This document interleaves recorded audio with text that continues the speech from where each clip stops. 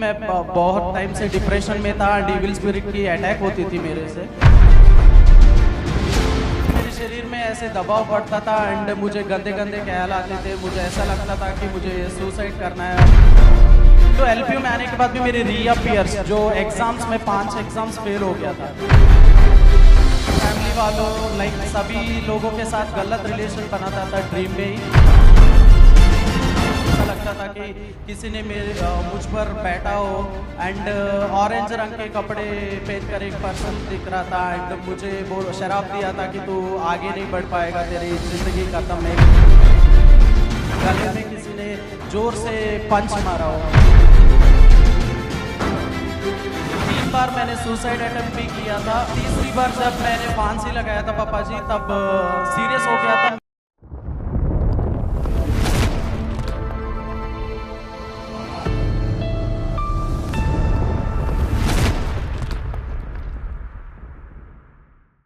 आप अपना नाम बताएं, अपनी टेस्टिमनी बताएं।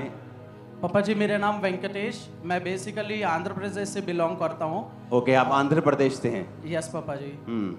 पापा जी मेरी गवाही ये है कि मैं बहुत टाइम से डिप्रेशन में था। डेविल स्पिरिट की अटैक होती थी मेरे को एंड पापा जी जब मैं डिप्लोमा कर रहा था कंप्यूटर साइंस इंजीनियरिंग में, तब से मेरे की एक बैड ड्रीम्स आती थी और मेरे शरीर पर। आप मसीह में नहीं थे तब? नहीं पापा जी। तो आपको कैसे मालूम दुष्ट आत्मा के अटैक थे? पापा जी मेरे शरीर में ऐसे दबाव पड़ता था एंड मुझे गंदे गंदे ख्याल आते थे। मुझे ऐसा लगता था कि मुझे सुसाइड करना है और मुझे नहीं, वो तो अब मालूम हुआ होगा ना कि दुष्ट आत्मा थी।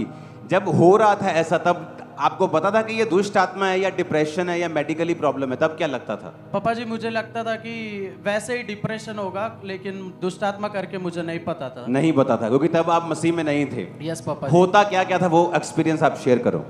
अब पापा जी ऐसा होता था कि फैमिली वालों लाइक सभी लोगों के साथ गलत रिलेशन बनाता था ड्रीम में ही। तो असली में ऐसा नहीं था, लेकिन ड्रीम में ऐसे गलत रिलेशनशिप होता था एंड शरीर में बहुत दबाव पड़ता था एंड ऐसा लगता था कि किसी ने मुझ पर बैठा हो एंड ऑरेंज रंग के कपड़े पहनकर एक पर्सन दिख रहा था एंड मुझे शराब दिया था कि तू आगे नहीं बढ़ पाएगा, तेरी जिंदगी खत्म है करके उन्होंने शराब दिया था। उन्होंने गले पकड़ा आपको श्रापित वर्ड्स दिए थे सपने में। हाँ जी कि तू इसी गंदी लाइफ में नाश हो जाएगा और किसी काम का नहीं रहेगा। यस पापा जी। उसके बाद से पापा जी जब मैं उठा था तब मेरे शरीर में पूरा दबाव पड़ा था। मुझे ऐसा लग रहा था कि गले में किसी ने जोर से पंच मारा हो। तो उस दिन से पापा जी मैं और ज़्यादा सोचने लगा कि मेरे साथ क्या हो रहा है, और सोचते सोचते मैं बहुत डिप्रेशन पे चले गया था। डिप्रेशन मेरा इतना बढ़ गया था कि मैं घर वालों के साथ भी लड़ता था और गालियाँ देता था मम्मी को, और घर में जो चीज़ें होती थी मैं फोड़ देता था। और उसके वजह से मेरी 1 साल डिप्लोमा के बाद बीटेक करना था, लेकिन 1 साल की पढ़ाई भी मेरी रुक गई थी उस डिप्रेशन के कारण। 3 बार मैंने सुसाइड अटेम्प्ट भी किया था। 1 बार मैंने नेल पॉलिश पी लिया था। दूसरी बार मैंने यूट्यूब पे देखकर मेंटोस और कोक भी पी लिया था।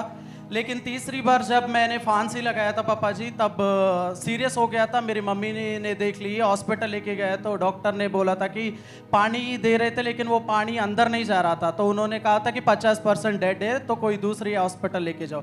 लेकिन दूसरे डॉक्टर ने आकर बोला तब तक तो ये इसका डेथ भी हो जाएगा, तो इधर ही इलाज करते। तो उन्होंने मुझे वेंटिलेटर पे रखा और उन्होंने ट्रीटमेंट किया। तो लोग एक दिन में मैं ठीक हो गया था। लोग आसपास लोग बोल रहे थे कि ये लव फेलियर होगा, ये कोई किसी काम का नहीं है करके सारे लोग आसपास। अच्छा, जो हॉस्पिटल के आसपास लोग थे वो बोल रहे थे कि लव का फेलियर है, प्यार में फेल हो गया। यस पापा जी, वो ही बोलते थे, इसीलिए सुसाइड किया इसने। लेकिन बहुत ज़्यादा वो डिप्रेशन बढ़ने के कारण मैं ऐसे सुसाइड करने के बाद भी घर वाले आसपास वाले भी मुझ में बिलीव नहीं करते थे। मैं उनसे पैसा लेकर भी, मतलब जो लोग नशा करते थे वो मेरे फ्रेंड्स, उनको देता था।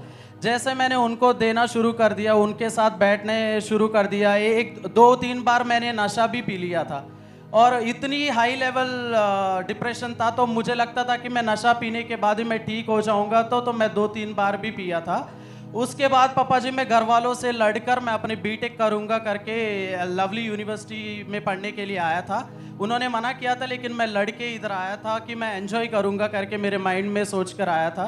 जब मैं एलपीयू आया था पापा जी तब और डिप्रेशन बढ़ गए। मुझे 1 महीने में मुझे लगा था कि मुझे वापस चले जाना है, मुझे इधर रहना नहीं। लेकिन घर वालों ने बोला कितनी पैसे लगाया तो फिर देख के आ जाओ। तो मैंने सोचा कि 2 महीने चेक करूँगा, उसके बाद चले जाऊँगा। तो इतना डिप्रेशन, रॉन्ग वीडियोस भी देखता था और इतनी डिप्रेस्ड भी होता था, अकेले रूम पे बैठता था और ऐसा लगता था कि हॉस्टल के रूम पे जाके सुसाइड करना, ऐसा मन करता था।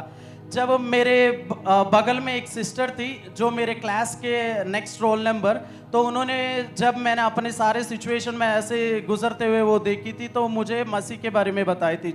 तो मैंने कहा था कि नहीं, तुम धर्म परिवर्तन करते हो तो हम बड़े कैस्ट से बिलोंग करते हैं, हम नहीं आना चाहते करके मैंने आपका किस से बिलोंग करते हैं?